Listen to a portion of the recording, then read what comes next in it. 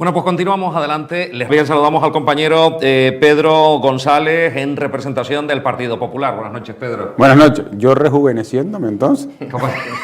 ¿Por qué? Pues todos se estrenan, yo me rejuvenezco. Muy bien, muy bien. Pues señores, vamos con Pedro González, Partido Popular. Dicen el Partido Socialista que aquí se ha hecho mucho ruido. Claro, estamos hablando de un fiscal general del Estado que principalmente ha sido condenado por una nota de prensa en la que transcribe correos electrónicos privados, los transcribe y los manda a los medios de comunicación. Imagínate si quería hacer ruido. Y además en los mensajes que remite a sus subordinados, les dice que es que no nos pueden ganar el relato. O sea, a ver quién quería hacer ruido. Entonces, yo creo que hay una persona que se llama Pedro Sánchez, que a lo mejor no lo conocen en el Partido Socialista, porque ahora dice que no conoce a nadie, ¿no?, del Partido Socialista, pero que hablaba, cuando nombró al fiscal general de Estado, que de quién depende la fiscalía. ¿De quién depende? Pues del gobierno, además lo decía con esa chulería.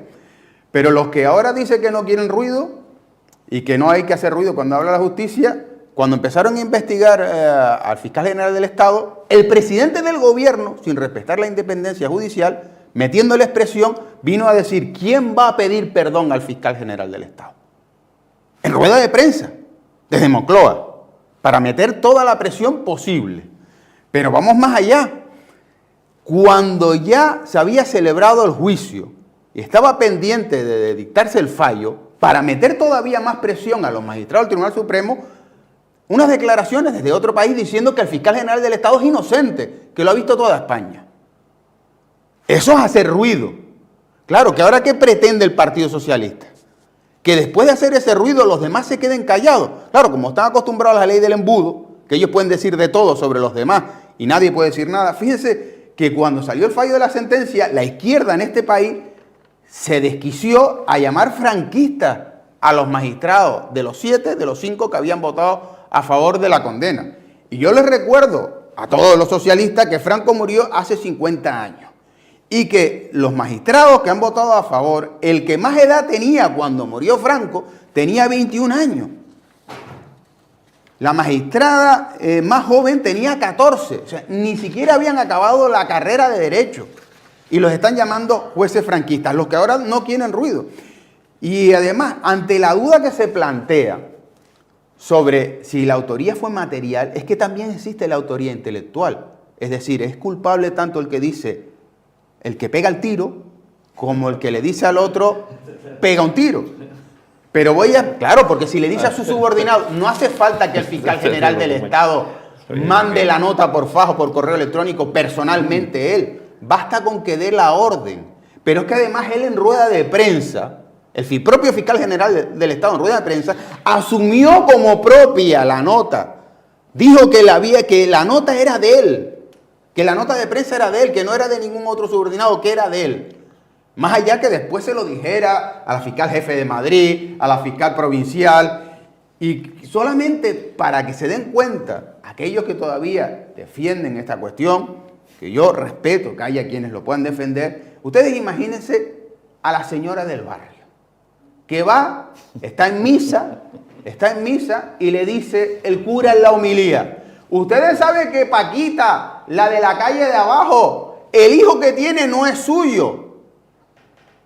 Ustedes que siempre han venido contando esto y que algunos me lo habían venido a preguntar, pues le confirmo que el hijo no es suyo. El hijo es del butanero, por ejemplo, ¿no? Imagínense la barbaridad que sería eso, desvelando el secreto de confesión. Pues lo mismo sucede con el secreto profesional. Es inquebrantable. Las conversaciones de abogado-cliente no pueden ser reveladas. Y si las conoce el fiscal, no pueden ser reveladas. Y termino ya para que piensen una cosa y reflexionen.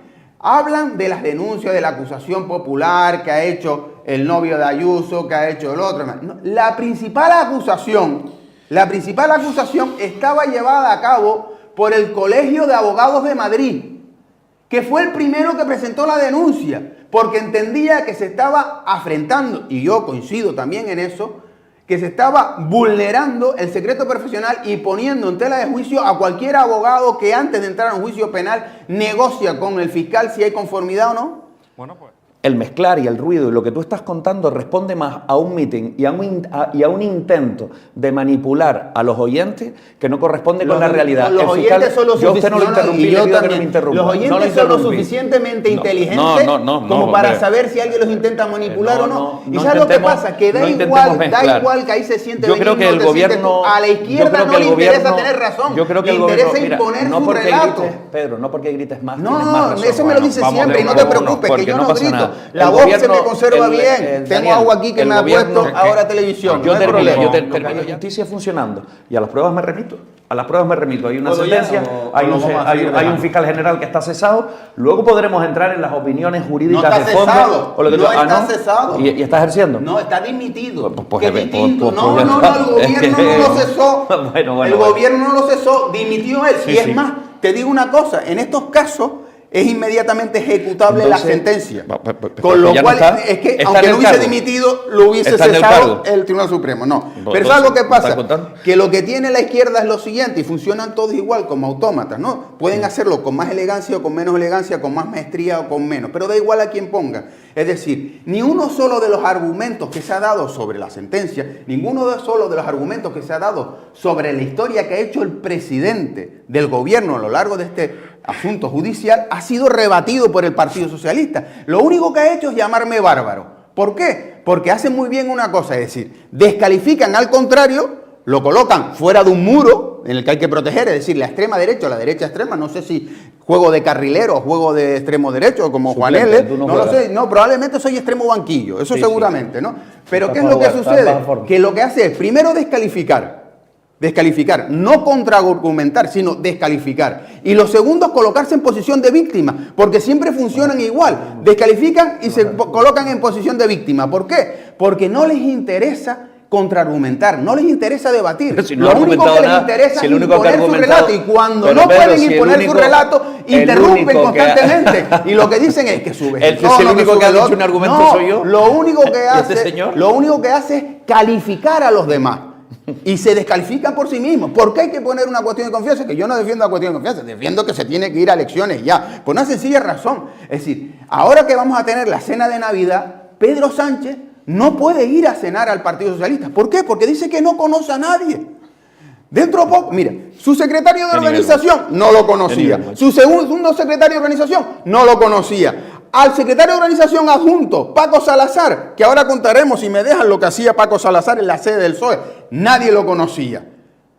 Es que no conoce a nadie. ¿Con quién se va a sentar? Dentro de poco dice que no conoce a su hermano ni a Begoña. Es que no es que sea el fiscal general del Estado, es el cúmulo, la suma, que ya no es una multiplicación aritmética, es exponencial. Daniel Fajardo.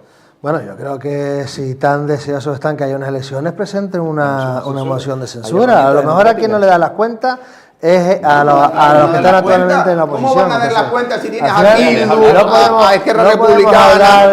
No da las cuentas. No podemos tenemos que tener claro. Perdona. Deja hablar. Yo creo, perdona un momento, yo creo que no hace más que gritar, no, lo voy a decir muy tranquilamente. Mira, esos argumentos que hace del partido, ahora sabes que te has pasado, sabes que te has pasado y por eso no me dejas hablar. Dani, te pido por favor que me dejes hablar y me callo, No, voy a decir, ha dicho literalmente el socialista, para que estés tranquilo, ponte una pastillita debajo de la lengua. Y yo creo que es una falta de respeto a todas aquellas personas que se tienen que tomar una pastilla por sus problemas de salud mental. Es una falta de respeto no te preocupes, absoluta. Yo afortunadamente la atención la tengo siempre a 12:8. Da igual que me altere, que esté en un debate, que no esté en un debate, incluso hasta que haga ejercicio, que hago poco. La tengo a 12:8. Es lo único que tengo bien, la atención. No me hace falta pastilla. Bueno, pues déjame tranquilizar a aquellos que me conocen, los pocos que me puedan conocer, que me están siguiendo. No se preocupen. No estoy nervioso por mucho que lo repita. No se preocupen, mira, no tiembla, está tranquilo. No me va a pasar nada. Bueno, González. A ver cuánto tarda el socialista en llamarme racista, ¿no? Como hizo la última vez que debatimos en otro medio de comunicación sobre la inmigración. Después se enteró que yo tenía familia negra, ¿no? Y ya se quedó un poco descolocado. Pero más allá de eso, yo, como no soy socialista, suelo pensar lo mismo durante un tiempo, ¿no? No cambio de opinión por la mañana y por la tarde, ¿no? Y entonces, yo vengo defendiendo desde hace más de 2 años que debe activarse el Frontex. Que el Frontex es lo que salva vidas.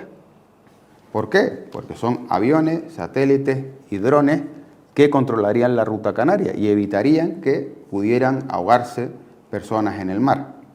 Más allá de otras cosas que se podrían averiguar, pero principalmente que no se perdieran en el mar. Y con respecto a la derivación de extranjeros a países terceros, que es de lo que ha preguntado ahora Dani, Italia lo venía haciendo con Albania y llegó a un acuerdo a tal efecto con Egipto. Inglaterra lo iba haciendo con Ruanda. Llegó incluso a tener barcos en los que, como el Tribunal Superior en Inglaterra no permitía que fuera un país extranjero, pues tenía barcos en los que iban los inmigrantes. A mí me parece que eso no debe ser así, pero como era suelo inglés, allí los tenía. ¿Qué es lo que sucede? Que, por ejemplo, el Tribunal Supremo tuvo que requerir en no sé cuántas ocasiones al gobierno de España para que cumpliera la sentencia y se llevara a menores, ¿no? Entonces, después de 2 años casi se llevó a un menor. Cuando se llevó al menor resultó que ese menor no era menor de edad. Ahí por ahí hay alguna ONG también a la que se le han abierto diligencias y está un procedimiento abierto a tal efecto, sabiendo si o averiguando si falsificaban esas cuestiones sobre la edad. Hay que tener en cuenta también, igualmente, que, y lo hemos explicado aquí en alguna ocasión, qué es lo que es una solicitud de protección internacional.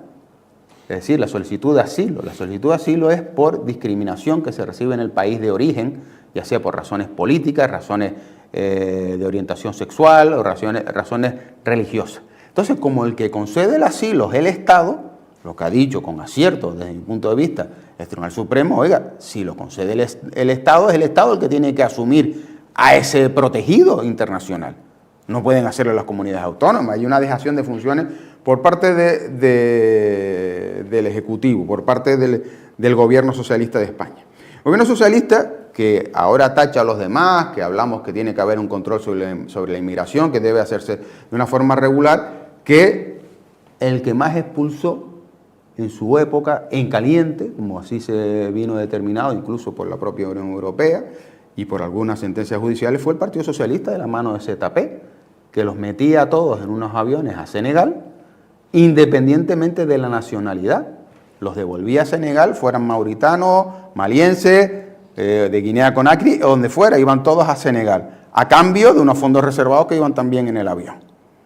Y eso parece ser que ahora nos hemos olvidado de ese tipo de cosas. Pero yo vuelvo a repetir, creo que lo importante es salvar vidas. Y para salvar vidas hay que evitar una inmigración irregular, hay que luchar contra las mafias y hay que activar los drones, que son los que salvan las vidas, porque localizan el calor humano en el mar y se puede localizar si hay una embarcación sin baliza de seguimiento, dónde se encuentra para poder ir a rescatarla. Bueno, pues yo solo quiero apuntar una cosa, si me dejas, Dani, ¿no? Porque el Frontex, lo que está activo en Canarias es simplemente el apoyo a los centros de atención temporal de extranjeros.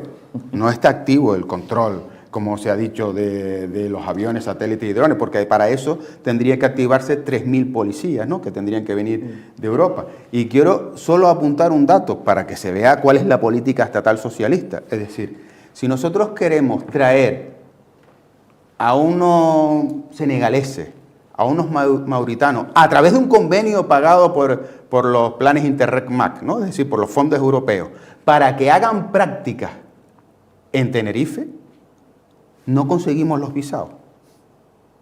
Sin embargo, si vienen de forma irregular, sí pueden llegar. Entonces, yo creo que lo que hay que poner es sentido común, es decir, si lo que queremos es formarlos para que lleguen a sus países de origen y puedan sacar adelante sus lugares de origen, sus pueblos, sus ciudades, y que puedan ser personas con formación suficiente, habrá que dejarles que puedan sacar los visados adecuadamente. Por ejemplo, para hacer, no está contemplado que se puedan hacer prácticas formativas en empresas en Canarias.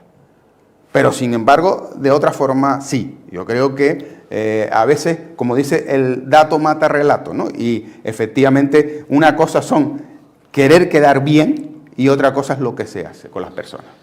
Bueno, en fin, al principio del debate empezó con él diciendo que yo le iba a decir racista y hay un dicho que dice, además, profundamente conocido, que es excusatio non petita, accusatio manifesta, y después que cada uno manifiesta.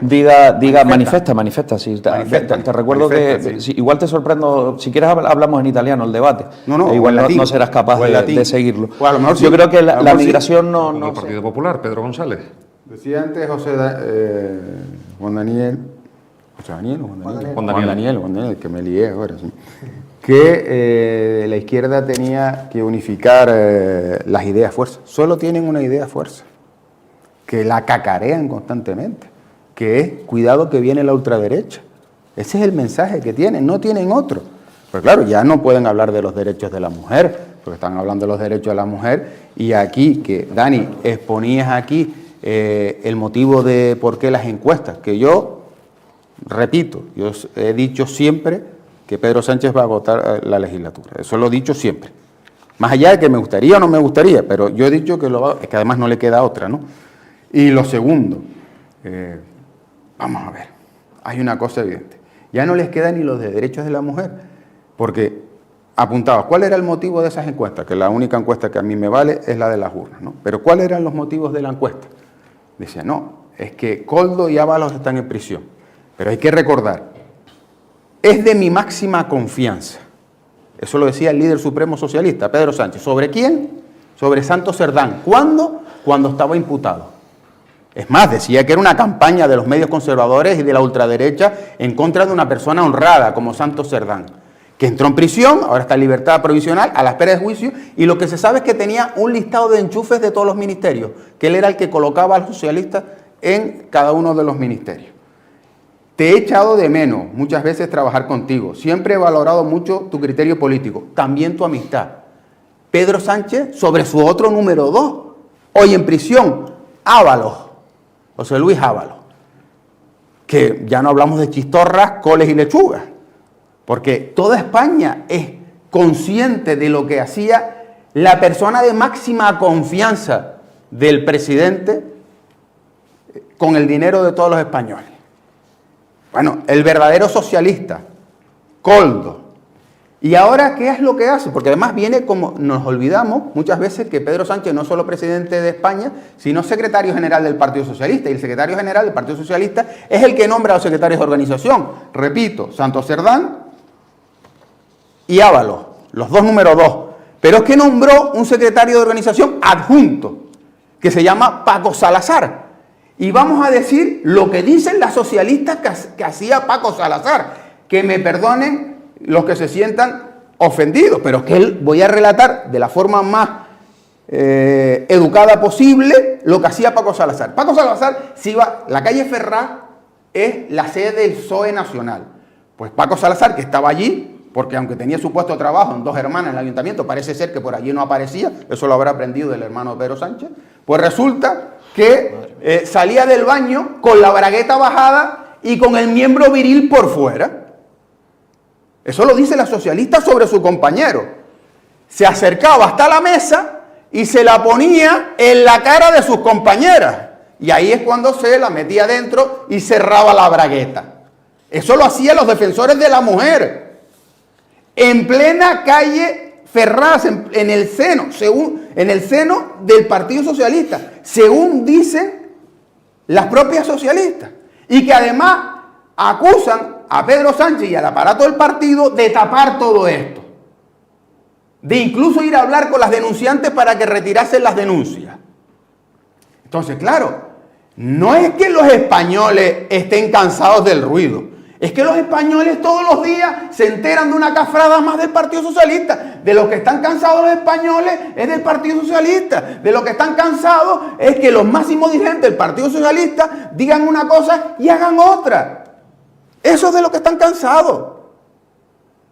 Que eso al final tira por Vox. Si Vox es el que perjudica principalmente es al Partido Popular, porque por un lado le quita votos al Partido Popular y por otro lado lo utiliza la izquierda y los nacionalismos para acusar al Partido Popular. Por cierto, no vaya a ser que a Abadel le dé un disgusto como le dio a Benigno en su día, que casi se nos desmaya aquí, cuando se enteró que el Partido Socialista tenía no sé cuántos acuerdos en ayuntamientos y que había interpuesto mociones de censura conjuntamente con Vox para quitarle ayuntamientos al Partido Popular, porque eso es así. Es que es la hipocresía personificada en política.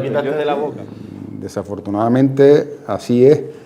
Yo, evidentemente, me sumo a las condolencias. Es terrible que pase este tipo de situaciones, pero hay dos cosas que a mí me gustaría matizar. La primera, es verdad que mayoritariamente son extranjeros, muchos de ellos porque son temerarios, porque no conocen la fuerza del mar. Extranjeros o no residentes en Canarias. A lo mejor viene alguien que nunca se ha bañado en el mar del centro de la península y se piensa, como pasaba en el muelle pesquero en el Espigón, que el agua moja pero que no te arrastra, que no tiene fuerza, ¿no? Y después esto, pues, cuando viene la mar de fondo, pues pasan este tipo de cosas. Y en segundo lugar, y en primer lugar con respecto a esto, pero desgraciadamente no son solo extranjeros, también hay canarios, porque muchas veces se han llevado a pescadores, y lo sabemos en toda la zona del Boyullo, por debajo del Semiramis, donde está el Charco La Sal, se llevan pescadores que llega una ola, una lengua de mar, sube y los arrastra sabiendo y conociendo cuál es la situación. Algunos canarios jóvenes por ir a sacarse un selfie o a ir a grabar en también en Santiago del Teide, en el charco, en un bufadero, ¿no? que todos sabemos que ahí no nos podemos meter. Y en segundo lugar, yo creo que a veces alguna administración pública no debe ser tan activista. Es decir, no le podemos poner muros al mar, evidentemente, no le podemos poner muros a la costa. Pero hay sitios, como puede ser en Isla Cangrejo, aquí en Santiago del Teide, en los que se accede por un paseo peatonal. Que el ayuntamiento pone vallas, las saltan, la policía va por allí, ya ha manifestado el alcalde que incluso se le enfrentan a la policía, como yo quiero bañarme y tú no eres nadie para impedírmelo, cosas de ese tipo, pero que han intentado poner puertas, han intentado poner vallas y Costas no los deja. Y allí no se produce ningún deterioro a la estética y al entorno. Por eso digo que a veces tenemos que priorizar y las vidas de las personas están por encima de, en lugar de poner una valla de plástico, pongamos una puerta de reja que pueda cerrar el ayuntamiento, que no pasa nada, se le cede la competencia para eso únicamente, solo para cuestiones de seguridad y cuando hay alerta, cuando el mar está así. Lo mismo con puertos canarios, ¿no? Como sucedía en el puerto de la Cruz. Oiga, va a quedar más feo el dique pesquero si le ponemos el dique, bueno, el muelle pesquero, el dique que está a la mitad roto, si le ponemos una valla para que no accedan. Porque yo entiendo el sobreesfuerzo que se hace con la plantilla para poner allí y poder avisar y que no pasen, además con los socorristas, donde los hay socorristas, no hay en todos sitios, pero hay otros lugares, yo no estoy diciendo que vayamos todo el litoral, pero en sitios como Isla Cangrejo, que ya se ha llevado a varias personas, que además se accede por un paseo peatonal que va a unas escaleras que puedes ir por un lado o por otro, pero que es muy difícil que puedas entrar por el mar. Y que además está entre dos muros, se pondría esa valla. Yo creo que a veces tenemos que tener otro tipo de criterio y otro tipo de prioridades. Bueno, está que entretenido. Pedro González, ¿cómo se presenta tu semana? Pues mira, se presenta bien porque estaba mirando los datos de la Fundación Española del Corazón y otros organismos y dice que una tensión arterial de 12,8 es un valor considerado normal y óptimo para la mayoría de los adultos, indicando un buen equilibrio en tu sistema cardiovascular. ¿Qué significa eso? Que todavía me quedan fuerzas para seguir luchando contra una ideología que envenena a la sociedad como es el socialismo, ¿no? Todavía me queda ahí para rato, ¿no? Vamos a dar la palabra ahora por alusiones. Porque... Alusiones, estoy hablando de la ideología del socialismo, estoy diciendo lo que voy a hacer. Yo decía, digo, vamos a terminar con unas palabras por internet. No, estoy diciendo, cada programa que coincido con él se va radicalizando más. Primero estaba centro-derecha, luego a la derecha y ya está en la extrema derecha porque antes lo dijo él, como Vox, él se da cuenta, además lo dijo él. Señor moderador, escúcheme, pero no importante, dejan porque nunca él fue el que acabar. dijo Pedro. que quien le roba votos al Partido Popular es Vox. Entonces ha radicalizado su discurso para intentar que eso no ocurra y para muestra un botón. bueno, De hecho, está obsesionado conmigo mire, o con la Pero cuando socialdemocracia. coinciden en las otras tertulias es igual. Pero espérate. No, peor, mucho peor. Mucho peor. No seas un Mucho periodista. peor. No, pero espérate. No envenenamos a la sociedad, sobre todo, No lo sea- que envenenan a la sociedad son la no gente seas ombliguista. que inventa Que esos yo, discursos a lo que cuando está hablo cada de- vez más acostumbrado a repetir hasta que se convierta en verdad. No lo vas a conseguir. Mira, eso lo hacía porque Goebbels, que era nacionalsocialista. Porque enfrente de gente Nacionalsocialista, como tú o lo que representa la ultraderecha hay personas como muy nosotros. bien. Espera un momento. Una vez, no te olvides, Yo estoy lleno de cuerpo. no te olvides que tu sangre es roja y tira el corazón a la izquierda. Acuérdate de eso. Juan Daniel, no te olvides de una cosa, porque aquí el PSOE es muy ombliguista. Yo lo he explicado alguna que otra vez, se lo expliqué a Aarón, a Afonso cuando estuvo sentado ahí. Yo cuando hablo de socialismo, hablo de todos los herederos intelectuales, de todos los hijos de Marx, del marxismo, todo lo que deriva de ahí, incluido Nueva Canaria. También los meto a todos, ¿no? Porque son todos socialistas. Pero más allá de eso, lo que venía a decir es, tengo muchas cosas. Tengo muchas cosas por hacer. Después del foro iberoamericano MIPYME, que me echen lo que quieran, ¿no? Que ya después. Oye, muchas felicidades, que salió Que muy bien. después de preparar un evento a su vez preparatorio de una cumbre de jefes de Estado, ya que venga lo que quiera, ¿no? Que vamos a ver cómo lo sacamos adelante. Pero más allá de eso, hay muchas cosas que hacer. Pero por tu semana, hombre, es como el Adviento que nos dice que las luces de Navidad están ¿Te muy das cuenta? bonitas. Tú preguntaste y él contesta lo que quiere. Es que No, exagerado. el Adviento, estamos en la época de Adviento. Semana. Es decir, el que viene, las luces de Navidad son muy bonitas, pero no hay que perder el estás espíritu seguro de la de los Navidad. 8, ¿ves? ¿No? Que el espíritu de la Navidad es el nacimiento de Cristo. Pues, ¿qué me sucede a mí? Yo tengo muchas cosas que hacer, pero no pierdo lo importante, que es desmontar al socialismo. Bueno, con este espíritu tan navideño, llegamos al final. Nos dará la oportunidad a los marxistas que estamos a la izquierda suya a poder rebatir. No, bromas aparte, bromas aparte. Feliz Navidad, Pedro. Y prósperos carnavales. Para ¿verdad? ti y todos los espectadores, y sobre todo para todos los socialistas, feliz Natividad del Señor. Bueno, pues...